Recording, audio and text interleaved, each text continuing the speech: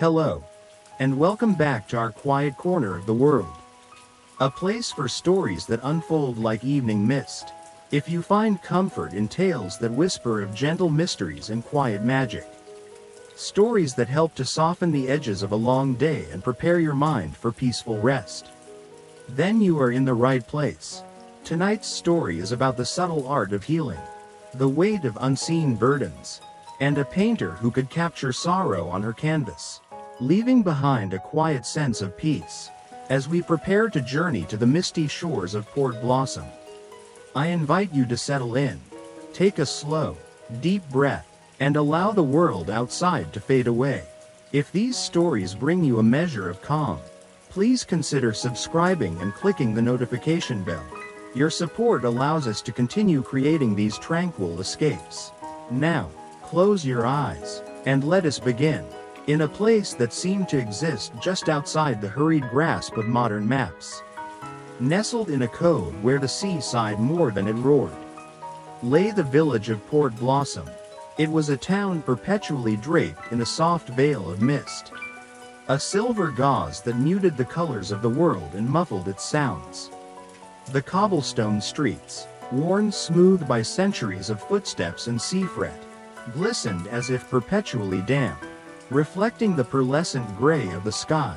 The houses, built from salt-bleached timber and sturdy gray stone, huddled together as if for warmth, their roofs covered in a soft green velvet of moss. Chimneys breathed out lazy plumes of wood smoke that mingled with the mist, carrying the scent of hearth fires and baking bread. This was not a place of sharp edges or loud proclamations. It was a world of gentle gradients, of quiet contemplation, where time itself seemed to flow as slowly and deliberately as the incoming tide. Life in Port Blossom was intrinsically tied to the sea. The rhythm of the day was dictated by the ebb and flow of the water, the departure and return of the small, sturdy fishing boats that were the village's lifeblood.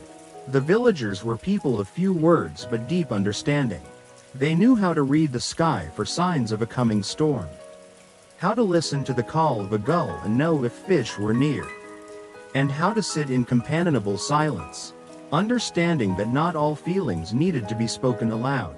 And it was perhaps because they were so attuned to the unspoken that they understood, with a quiet and respectful reverence, the unique gift of Elara. Elara, the painter, lived in a small cottage at the very edge of the village, where the last cobblestones gave way to a winding path that led down to a secluded, pebbled beach. Her home was her studio, and her studio was a sanctuary, not just for her, but for the silent, invisible aches of the community. From the outside, her cottage was unremarkable, save for the large, north-facing window that took up most of one wall, its glass panes often clouded with the warm breath of the inside world meeting the cool, misty air. There was no sign above her door, no advertisement of her services. There was no need. Everyone in Port Blossom knew. They knew that when a sorrow became too heavy to carry alone, when a grief was too formless to be named, or when a quiet anxiety settled deep within the bones, the path to Elara's cottage was the one to take. They did not speak of it in loud terms. It was a truth held softly, a shared secret that bound them together. A fisherman might mention to his wife that he was going for a walk toward the cove, and she would simply nod, placing a gentle hand on his arm, understanding completely.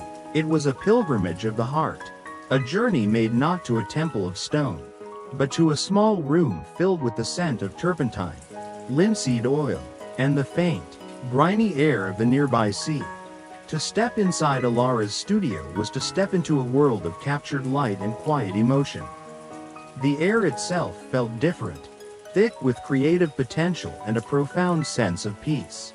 The dominant feature was the great north-facing window, which bathed the room in a consistent, shadowless light, the kind most coveted by artists. This light, filtered through the ever-present coastal mist, was soft and forgiving, illuminating the space without any harshness. Dust motes danced like tiny, silent stars in the beams of light, each one a universe unto itself. The floorboards were old, wide planks of pine, stained in a chaotic but beautiful collage of colors from decades of dripped paint, splatters of cerulean blue next to dabs of burnt sienna. A streak of cadmium yellow beside a whisper of lavender gray. They were a map of paintings past, a silent testament to her life's work. Elara herself was much like the village she inhabited, quiet, unassuming, and possessing a depth that was not immediately obvious. She was a woman who seemed to move without disturbing the air around her. Her hands, though often smudged with charcoal or stained with pigment, were graceful and deliberate in their every motion. Whether she was mixing colors on her large, wooden palette, cleaning a brush with a soft rag, or simply staring at an empty canvas, there was a meditative quality to her actions. She rarely spoke unless spoken to, and when she did, her voice was low and calm, like the gentle lapping of waves on a quiet shore. Her gift was not something she proclaimed or even fully understood in scientific terms. It was simply a part of her, as natural and essential as breathing. She had discovered it as a child, when she had painted a picture of her wilting petunia plant and found, the next morning, that the sorrow she felt for the dying flower had somehow lessened, transferred into the melancholic beauty of the drooping petals on the paper. Her studio was her sanctuary and her crucible. Along one wall were shelves filled with jars of pigment, bottles of oil, and bundles of brushes with handles of worn wood and bristles of varying shapes and sizes.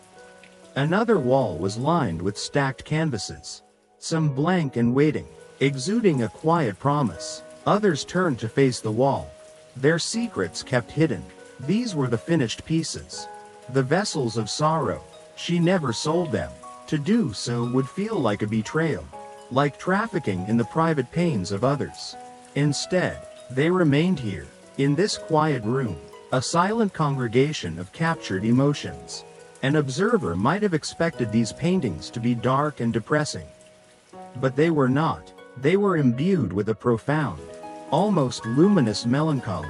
A painting of a lone, empty boat moored in a foggy harbor did not scream of loneliness. It spoke with a gentle voice of solitude, of waiting, of memories held within its weathered wood. A portrait of a barren tree in winter was not about death, but about resilience, about the promise of spring sleeping deep within the roots. Elara did not paint the sorrow itself, she painted the beautiful, quiet space around it. One Tuesday, as the afternoon light began to fade into a soft, lavender gray, there was a gentle knock on Elara's door. It was a sound she knew well, hesitant, soft, the knock of someone carrying a burden they were not sure how to set down. She opened the door to find Silas, one of the oldest fishermen in Port Blossom. His face was a roadmap of a life spent at sea, carved with deep lines by the sun and the wind. His hands, gnarled and strong, clutched a small, woven cap. He did not meet her eyes at first, his gaze fixed on the worn toes of his boots. "Elara," he said, his voice raspy, like rope being pulled over stone. "The tide is low in my heart today." It was the village's gentle way of asking for help. Elara simply nodded and stepped aside, allowing him to enter the quiet warmth of her studio. She did not press him for details. The process was always the same, built on a foundation of trust and silence. She offered him a simple wooden stool near the center of the room, and he sat, his broad shoulders slumped. Elara moved to her easel, selecting a small, square canvas. She began to prepare her palette, her movements slow and rhythmic. The scrape of the palette knife against the wood, the soft squelch of paint squeezed from a tube. These were the only sounds in the room, a quiet prelude to the work to come. Silas watched her, his breathing gradually slowing, falling into sync with the calm atmosphere of the studio. He did not need to tell her that it was the anniversary of his wife's passing. He did not need to explain that every year, on this day, the silence in his small cottage felt less like peace and more like a vast, empty chasm. He did not need to describe the specific ache of seeing her favorite teacup still sitting on the shelf. Or the way the scent of the sea roses she had planted by the door was both a comfort and a sharp, painful reminder. Elara did not need the words. As she stood before the canvas, her eyes half closed, she could feel it. It wasn't a psychic vision or voice in her head, it was a subtle resonance. A faint, emotional frequency that emanated from him. It felt like the color of a deep, twilight blue, tasted of salt and unshed tears, and sounded like the distant, lonely cry of a single gull. She picked up a brush, dipped it into a mixture of ultramarine and gray, and made the first stroke. She was not painting Silas, nor his wife. She began to paint a seascape, but one seen from a great height. She painted the vast, deep blue of the ocean meeting the soft gray of the sky. And in the center of the canvas, she painted a single, white-feathered gannet, its wings outstretched, caught in a moment of effortless flight between the two worlds of sea and air. It was a bird Silas and his wife had often watched from the cliffs, a symbol of their shared love for the wild freedom of the coast. With each stroke of her brush, Elara felt a subtle transfer. The heavy, leaden feeling of Silas's grief seemed to lift from him, atom by atom, and flow through her arm, down the brush, and into the pigments on the canvas. The blue of the sea became deeper, more profound. The white of the bird's wings became more luminous, a speck of pure light against the somber tones. The ache in Silas's heart did not vanish entirely, but it transformed. It was no longer a crushing weight, but a gentle, bittersweet memory, as beautiful and distant as the bird in the painting. He watched her work, and for the first time that day, a genuine, unburdened sigh escaped his lips. The invisible ache had found a home. The rhythms of Port Blossom were as predictable as the tides, so the arrival of a true stranger was a rare event. Tourists seldom found their way to the mist-shrouded village, and new residents were almost unheard of. So, when a young man named Leo stepped off the rickety bus that served the coastal route once a day, he drew more than a few curious, though not unfriendly, glances. He was clearly not a fisherman. He wore a tweed jacket, slightly rumpled from the journey, and carried a worn leather satchel instead of a tackle box. He had an academic air about him, his eyes constantly scanning his surroundings with a keen, gentle curiosity. He didn't seem lost or in a hurry. He seemed to be looking for something specific, though what that might be, no one could guess. Leo was a folklorist, a collector of stories that existed on the periphery of history. He had spent years traveling to forgotten corners of the country, documenting local legends, superstitions, and unique traditions that were in danger of fading away. His journey to Port Blossom had been prompted by a footnote in a dusty, century-old book of coastal lore. The footnote was brief and tantalizingly vague. It spoke of a secluded fishing village where the veil between the seen and the unseen is thin, and mentioned a lineage of painters who could capture the sorrows of men upon their canvas, leaving them lighter of spirit. The entry was dismissed by the book's author as fanciful local superstition. But for Leo, it was a spark of irresistible intrigue. He believed that behind every legend, there was a kernel of human truth, a story that explained how people made sense of the world and their place within it. He found a room at the Salty Dog, the village's only inn, a cozy establishment that smelled of ale and beeswax. The innkeeper, a stout woman named Martha, regarded him with the same gentle curiosity as the others. "Just visiting?" she asked, her hands busy polishing a glass. "Or are you here for the fishing?" Leo smiled. "Just visiting," he replied. "I'm interested in local history, stories, legends." Martha's polishing slowed for a fraction of a second. She placed the glass down carefully. "Not many loud stories here," she said, her tone neutral, "mostly just the sea telling its own." Leo understood the subtle deflection. He knew that such deeply ingrained beliefs were not offered up freely to outsiders. He would have to be patient, to listen more than he spoke, and to earn the trust of this quiet, close-knit community. He spent the next few days simply observing, walking the misty streets, watching the fishing boats come and go, and listening to the soft murmur of conversations in the inn. He learned the names of the tides, the different types of fishing nets, and the best place to find sweet, wild blackberries. He did not ask about the painter. He waited, letting the village reveal its secrets in its own time.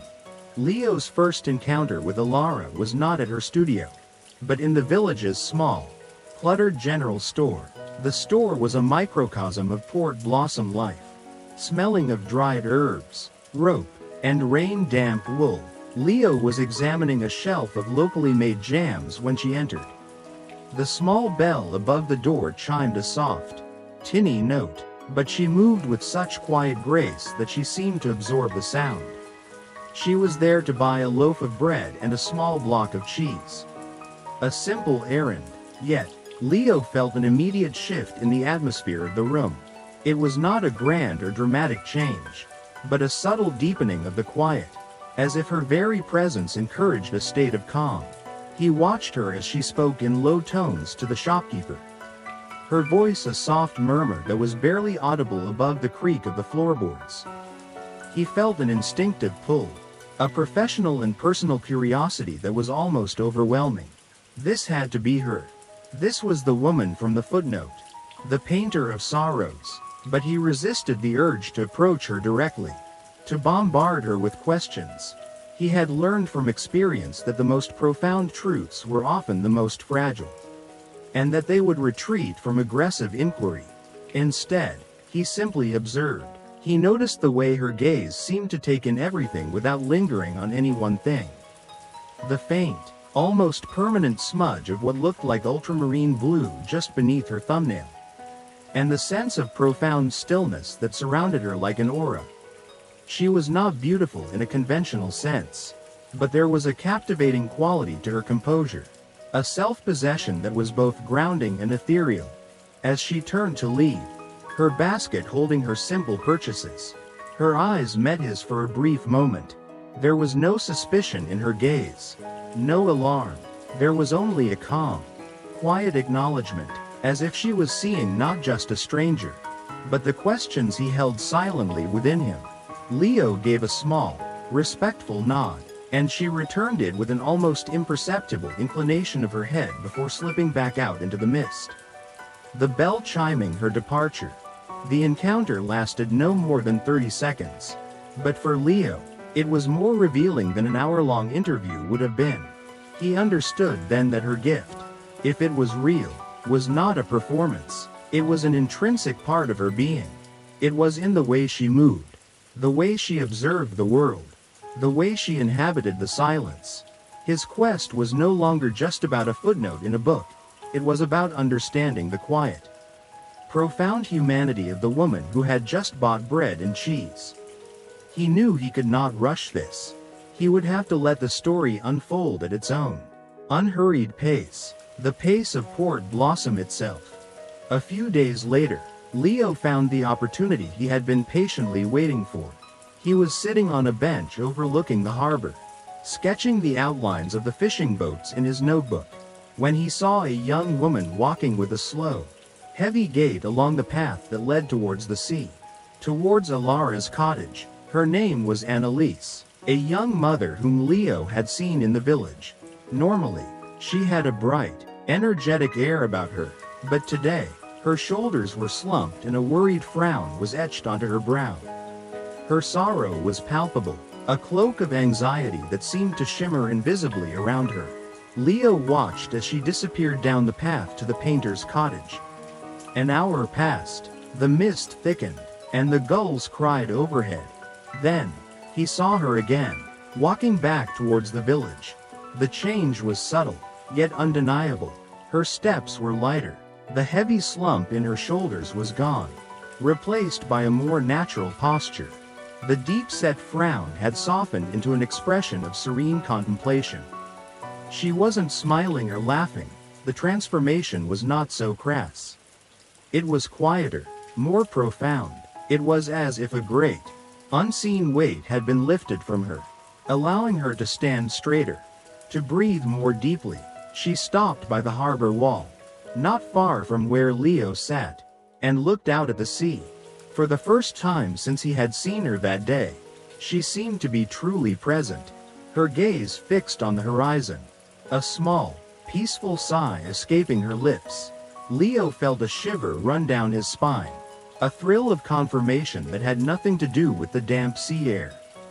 This was it. This was the legend in action.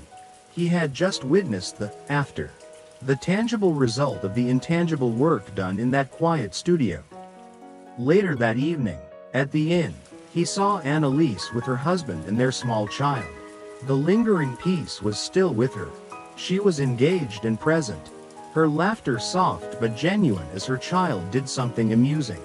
Her anxiety had not been erased, Leo surmised, but transformed. It was like decanting old wine.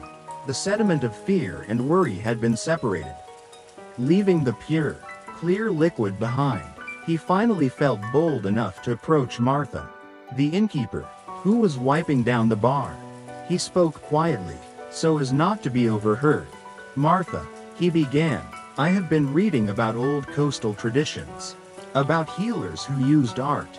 He let the sentence hang in the air. Martha stopped her work and looked at him, her expression unreadable. For a long moment, she said nothing. Then, she gave a small, slow nod. "Some burdens are not for words," she said simply. "Some aches have no name. They are just a color, or a shape." Elara is a good listener. With her brushes, it was all the confirmation he needed, and it was offered with the quiet dignity and trust he had worked to earn. The legend was not a legend. It was a living, breathing part of this community's soul. Emboldened by his observations and Martha's quiet confirmation, Leo finally made his way down the winding path to Elara's cottage. He felt a nervous flutter, the feeling of a pilgrim approaching a sacred site. He knocked softly, and when she opened the door, she did not look surprised to see him. Her calm gray eyes held the same quiet acknowledgement as they had in the store. "You are the man with the questions," she said, her voice a low murmur.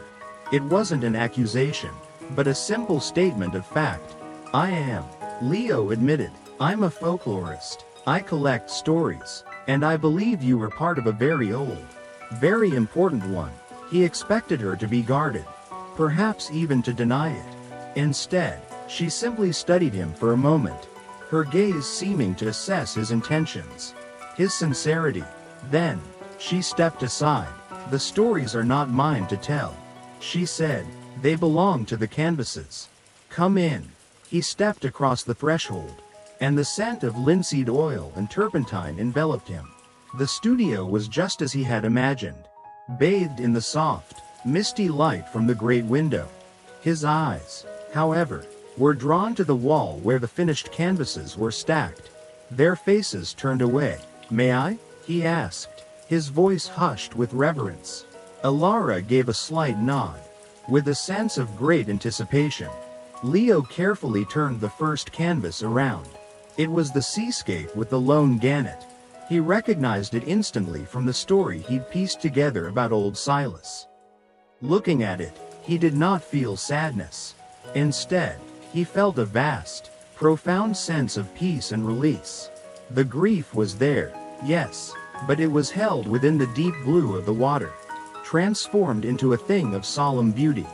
The gannet was not escaping the grief, but soaring above it, a symbol of the spirit's endurance. One by one, with Elara's silent permission, he turned the canvases. Each one was a world unto itself, a captured emotion translated into light and color. There was a painting of a simple wooden chair sitting in a patch of sunlight falling through a window. He could feel the loneliness contained within it, the ache of waiting for someone who would never return. But it was a gentle loneliness, imbued with the warmth of the sun and the quiet dignity of the chair itself. Another canvas depicted a tangle of thorny rose stems, bare of flowers. He could sense the sharp, stinging pain of regret and harsh words. Yet the intricate, delicate lines of the thorns themselves were rendered with such care and beauty that it became a meditation on the complex, painful patterns of human relationships. He saw Annalise's anxiety in a painting of a dawn sky. The dark, fearful clouds of night just beginning to be touched at their edges by the luminous, hopeful gold of the rising sun. "They're not sorrowful," Leo whispered, amazed. "They are empathetic." Elara, who had been watching him from across the room, gave a small, sad smile. "The sorrow is a pigment, like any other," she said softly. "It is what you do with it that matters. But it is a heavy pigment. It stains." In that moment, Leo began to understand that the gift was not without its cost. Leo's question about the cost of her work lingered in the quiet air of the studio long after he had gone. For Elara, the question was one she lived with every day. The process of painting away sorrow was not a simple act of magical removal, it was an act of transference and absorption. When she painted, she became a conduit. The invisible ache flowed from the person, through her, and into the painting, and with every transfer, a small, spectral residue remained within her. It wasn't the full weight of the grief or the sharp sting of the anxiety. It was more like an echo, a faint emotional resonance that settled deep inside her. Over the years, these echoes had accumulated, creating a unique, internal landscape of quiet, secondhand emotions. There were days when she would wake with a faint, unexplainable melancholy and would only later realize it was a remnant of the fisherman's loss. Other times, a flicker of nameless anxiety would pass through her, a ghost of the young mother's fears for her child. It was like living in a house where the whispers of past conversations never fully faded away. These feelings were not overwhelming, they were too faint for that. But they were constant, a low, quiet hum of human sorrow that was the perpetual soundtrack to her life. This was the source of her profound stillness and her deep-seated isolation. How could she share the simple, uncomplicated joys or frustrations of her own life when they were always colored by the faint sorrows of others? Her own feelings were like a single drop of rain falling into a vast, misty ocean of shared emotion. Her art was both her work and her own form of release. While she painted for others to heal them, she also painted for herself, to quiet the echoes within. These paintings were different. They were never shown to anyone, not even Leo. She kept them in a small, private room at the back of her cottage. They were almost exclusively landscapes of port blossom, but with one crucial difference. They were completely devoid of people or any sign of human life. She painted the mist rolling over the empty cobblestone streets. She painted the fishing boats moored in the harbor, their decks bare, their nets perfectly stowed. She painted the sea breaking on the shore with no footprints in the sand. These were not paintings of loneliness, but of pure, unadulterated solitude. By focusing with intense concentration on the non-human world, on the simple, powerful, and unemotional existence of stone, water, and air, she could temporarily quiet the chorus of human echoes within her. It was a form of meditation, a way of recalibrating her own spirit. She would pour her focus into rendering the exact texture of moss on a stone wall or the way light refracted through a drop of sea spray. And in that intense focus, she could find a moment of pure, unburdened selfhood. It was in these private canvases that she found the strength to once again face the pain of others, to pick up her brushes and offer her strange, silent form of solace. Leo, driven by his folklorist's need for origins and context, spent his days in the village's tiny, dusty archive, a small room above the council office filled with shipping logs, birth records, and forgotten town ledgers. He was searching for the root of Elara's gift, the first mention of this strange and beautiful legend. After a week of sifting through brittle, foxed paper that smelled of time and decay, he found it. It was not in an official record, but in the personal journal of a lighthouse keeper from the early 19th century. A man named Thomas Greaves. The entry that made Leo's heartbeat faster was dated during a particularly brutal winter storm. Thomas wrote of the terror in the village, the fear for the fishing fleet caught out at sea. He then described his own daughter, a quiet, watchful girl named Isolde. Isolde, he wrote, was not his by birth, but a foundling, discovered on the shore as a baby, wrapped in a canvas sail.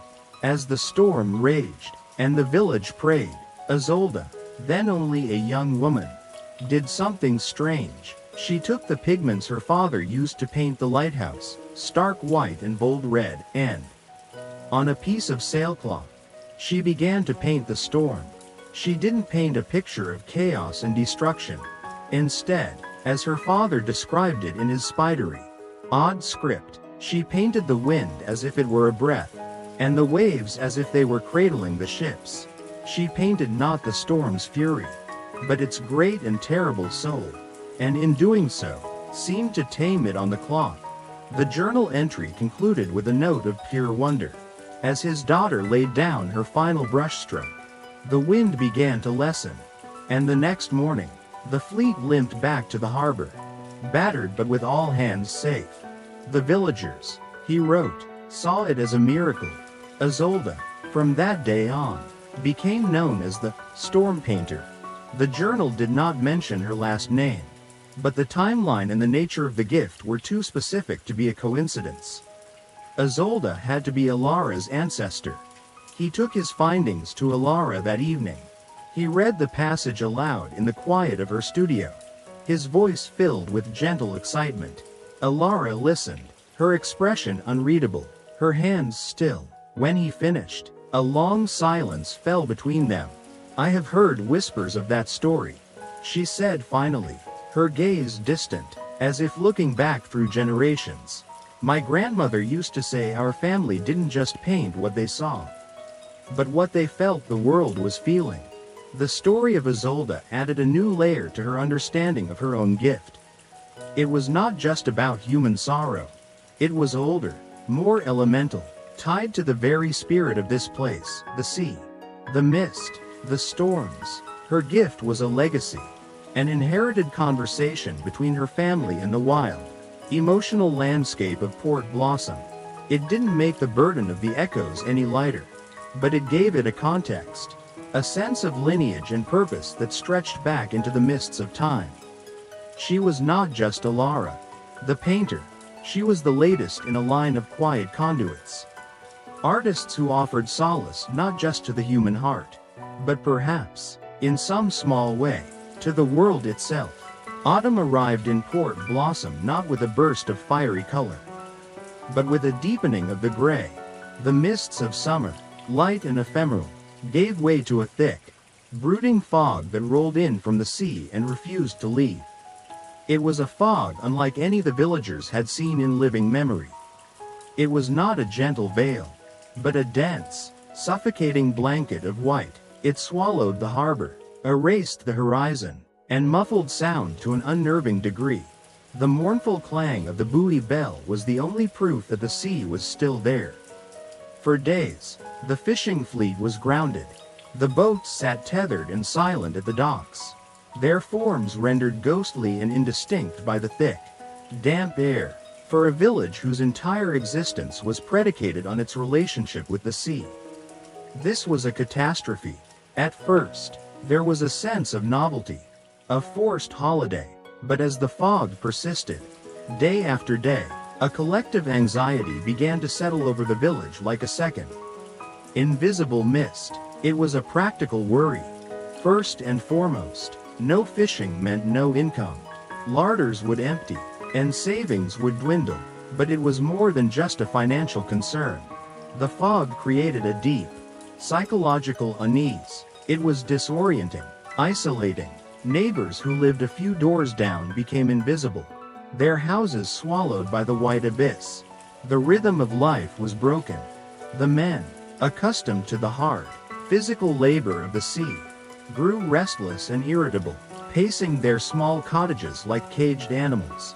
The women's faces grew taut with a quiet, gnawing worry. The entire village was gripped by a shared sorrow, a sorrow of uncertainty. of powerlessness, of being cut off from the world and from their very livelihood. This was not a private, individual ache that one could carry to Elara's cottage. This was a communal burden, a heavy, damp blanket of despair that covered everyone. The air itself felt thick with it. Conversations in the inn were hushed and strained. The usual easy camaraderie was replaced by short tempers and long, worried silences. Leo, observing it all, felt it keenly. He saw how the fog was not just a meteorological phenomenon, it was a physical manifestation of the village's fear. It had crept into their hearts and minds, clouding their hope and obscuring their resilience. The people of Port Blossom were strong and stoic, but even they were beginning to bend under the weight of this relentless, silent siege. And in the hushed corners of the inn and the general store, a new, desperate question began to be whispered. Could Elara's gift work on a sorrow this large? Could one woman, with her small brushes and canvases, possibly absorb the collective despair of an entire village? The decision was made on the evening of the 7th day of the fog. It was made not in a formal meeting, but in a quiet, impromptu gathering at the Salty Dog. Old Silas the fisherman was there, as was Martha the innkeeper, the village's de facto mayor, and a handful of other senior villagers. The air in the pub was thick with the smell of damp wool and the heavier stench of worry. Something must be done, Silas said, his voice low but firm, echoing the thoughts of everyone present. This is not a weather of the sky alone. It is a weather of the soul. All eyes turned to Martha. She sighed, her face etched with the same strain as everyone else's. We have never asked this of her before, she said, her voice heavy with the gravity of the proposal. Her work is for one heart at a time. To ask her to take on the whole village, I don't know what it would do to her. A heavy silence fell over the small group. They all understood the weight of what they were contemplating. Elara was not a utility, she was a cherished, fragile part of their community. To ask her to confront a sorrow of this magnitude felt like asking a songbird to hold back a hurricane. It felt like an exploitation of her gift, a dangerous and unprecedented request. Yet, the alternative was to sit and let this creeping despair consume them all. It was Leo who finally broke the silence. He had been sitting quietly in a corner, listening. Perhaps, he said, his voice gentle but clear. It is not about taking it all on. Perhaps it is about reminding the village of what it looks like without the fog. Her ancestor, Isolde, didn't paint the fleet to safety. She painted the storm's soul. She painted its truth. Maybe that's what's needed now. His words seemed to shift the perspective in the room. They were not asking her to perform a miracle, to magically dissipate the fog. They were asking her to do what she always did, to give their formless sorrow a shape, a name, a home on a canvas. They were asking for an artistic, spiritual intervention, not a meteorological one. Martha looked at Leo, then at the weary faces around her. She nodded slowly. I will go and speak with her, she said. I will not ask. I will only tell her of our need. The choice must be hers, and hers alone. Martha walked from the warmth of the inn out into the cold, dense whiteness of the fog. The short journey to Elara's cottage felt like a perilous expedition. The world had shrunk to a few feet in every direction. She carried with her not a demand, but a humble, heavy, and desperate hope from the heart of Port Blossom. When Martha arrived at Elara's cottage, her cloak damp and her breath pluming in the cold air, she found Elara standing before the great window, looking out into the impenetrable white. She did not seem surprised by the visit. It was as if she had been expecting it, as if she could feel the crescendo of the village's collective ache. Martha did not need to explain the situation. The fog outside was explanation enough. She simply relayed the village's feelings, the fear, the restlessness, the slow erosion of hope. We do not ask you to change the weather, Elara, Martha said, her voice filled with a quiet plea. We only ask if you can paint a window for us. A window through this, Elara was silent for a long time, her gaze still fixed on the blankness outside. She felt the truth of Martha's words. The village's sorrow was not a single, sharp point of pain, but a vast, heavy, ambient pressure. It was different from anything she had ever worked with. It was diffuse, shared, a great, gray weight. To take it on felt like trying to drink the ocean. But she also felt the legacy of Isolde, the storm painter. Perhaps this was her storm. She turned from the window, her expression calm and resolved. "I will need a larger canvas," she said. It was the only answer she needed to give. The next morning, the men of the village, guided by lanterns that cut feeble circles in the fog, carried the largest canvas Elara had ever owned into her studio. It was nearly as tall as she was and took up an entire wall. This would not be a small, intimate portrait of a single ache. This would be an epic. For the next 2 days, Elara worked. She did not allow anyone else inside. Leo, like the rest of the village, waited, a sense of nervous anticipation hanging in the thick air. Inside the studio, Elara began her ritual, but on a grander scale. She mixed vast quantities of paint, her palette looking like a churning, stormy sea of color. She did not begin by painting the fog. Instead, she began with the foundations of the village. She painted the deep, solid gray of the cobblestones, imbued with the memory of 1,000 sunny days.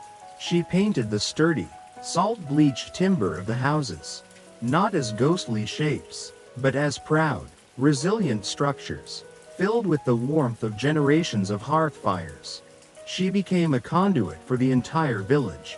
She felt the fishermen's frustration, and she channeled it into the powerful, dynamic lines of the moored boats, painting them not as prisoners of the fog, but as sleeping giants, full of latent strength. She felt the mother's worries, and she transformed that fear into the soft, warm light she painted in the windows of the cottages. A light that spoke of safety, love, and home. She felt the collective uncertainty and painted the harbor wall, a solid, unbreachable barrier against chaos. Stroke by stroke, she was not removing the sorrow, but recontextualizing it. She was painting the village's strength, its history, its deep, abiding soul. The effort was immense. The flow of emotion was a torrent, not a trickle. It left her physically and emotionally drained. But she painted on, driven by a profound sense of purpose. She was painting their hope back into existence. When the village had settled back into its familiar rhythm, Leo went to see Elara. He found her sitting quietly in her studio, looking at the monumental canvas that now dominated the room. She looked pale and weary, but her eyes held a new kind of peace. He stood beside her, and for a long time, they both just looked at the painting. "It's a masterpiece," Leo said, his voice soft. "It's more than a painting. It's a testament." Elara gave a small, tired smile.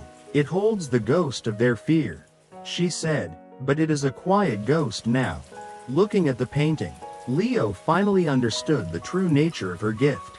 He had thought of it as a removal, an erasure of sorrow, but it was not that at all.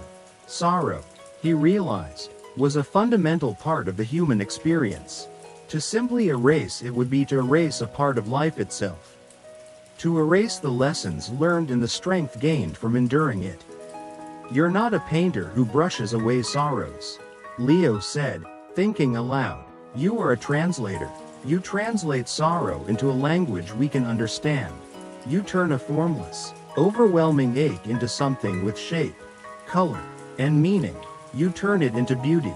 Elara looked at him, a flicker of surprise and recognition in her eyes.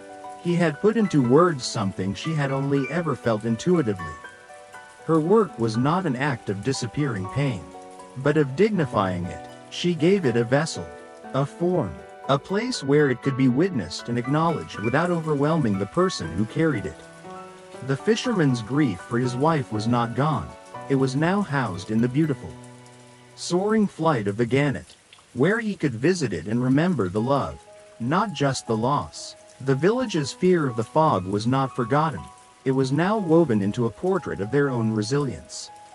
A permanent reminder of their ability to endure sorrow. Elara mused, her voice gaining a little of its strength back, is only unbearable when it is lonely. When it is shared, even with a canvas, it changes. This was the heart of it. Her gift was an act of profound empathy. She took the lonely, isolating experience of a private ache and made it part of a shared, visible world.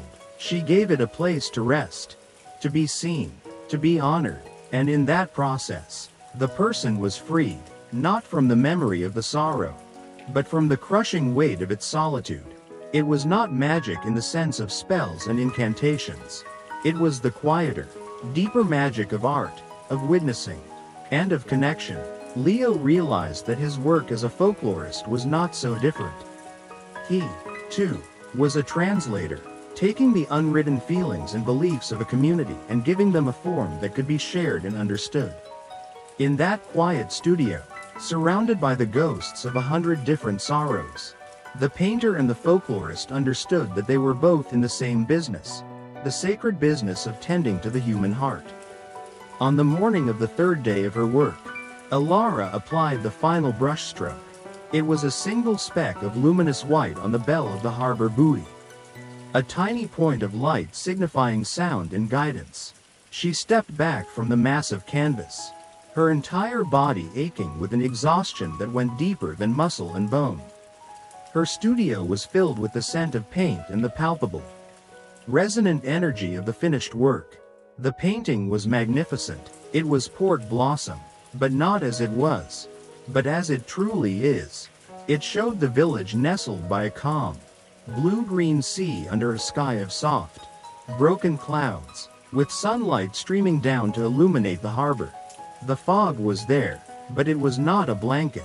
It was a gentle wisp of mist clinging to the distant cliffs. A beautiful and integral part of the landscape, not a prison. The painting was a testament to the village's resilience, a portrait of its enduring spirit. As she stood there, swaying slightly from fatigue, she noticed a change. A different quality of light was beginning to filter through her great north-facing window. It was clearer, brighter, with a hint of warmth. She moved to the window and looked out. At the edges of the world, the solid, oppressive wall of white was beginning to thin. Hazy, indistinct shapes were resolving themselves into the familiar outlines of the neighboring cottages. A patch of pale blue, like a promise, appeared directly overhead.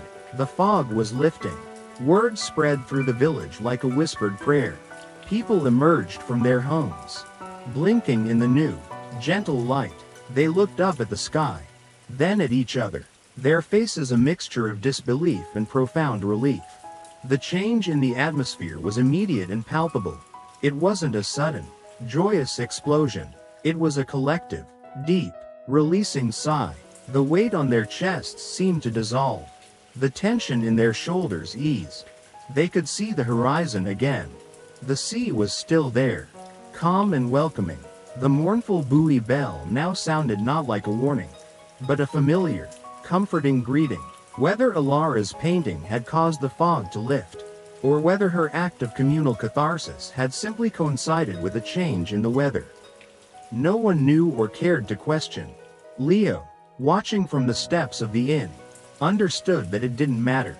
The painting had worked its magic not on the atmosphere, but on the human heart.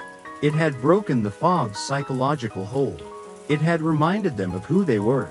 Later that day, the first of the fishing boats, its engine a cheerful, chugging sound, made its way out of the harbor and towards the open sea. Hope had returned to Port Blossom. In the weeks that followed, a gentle, settled peace descended upon Port Blossom, deeper than the one that had existed before.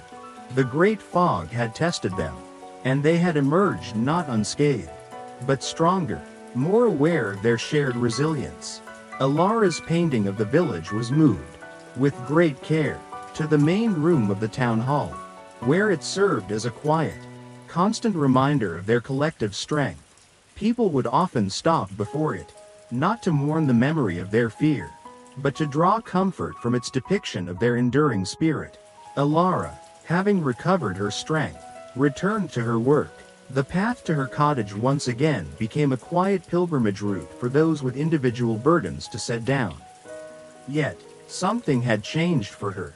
The experience with the communal sorrow had broadened her understanding of her gift. The echoes within her still murmured, but they were now joined by a powerful, resonant chord of the village's fortitude. The legacy of Isolde felt less like a myth and more like a living part of her. Leo decided to stay in Port Blossom. His quest for a single footnote had led him to a living, breathing story that was far from over. He began to work with Elara, not as an observer, but as a quiet partner. After someone had visited Elara and left their sorrow on a canvas, Leo would, with their permission, sit with them and listen to the story behind the ache.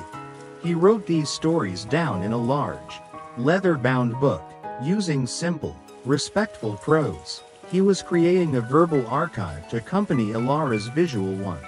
The paintings held the emotion, and his words held the history. Together, they were creating a complete record of the quiet, inner life of the village. Their partnership gave Elara a new sense of connection. The echoes within her now had names and stories attached to them, which made them feel less like spectral fragments and more like a shared human tapestry. Her isolation began to recede, replaced by a quiet, purposeful companionship. And so, life in Port Blossom continued its gentle, tidal rhythm. The fishing boats sailed out on the gray water. The mist rolled in and out of the cove, and the scent of salt and wood smoke filled the air. And in her small studio by the sea, Elara the painter stood before her easel, her palette in hand. She looked out her great window at the unending canvas of the sky and the sea. Her heart quiet, her hands ready. She knew that as long as there were people, there would be sorrow, the small, invisible aches and the great, overwhelming griefs. But she no longer saw it as a burden to be carried. She saw it as a color, a pigment, a sacred ingredient in the vast, complex, and beautiful painting of life. And she was ready, with each stroke of her brush, to quietly translate that sorrow into peace, one canvas at a time.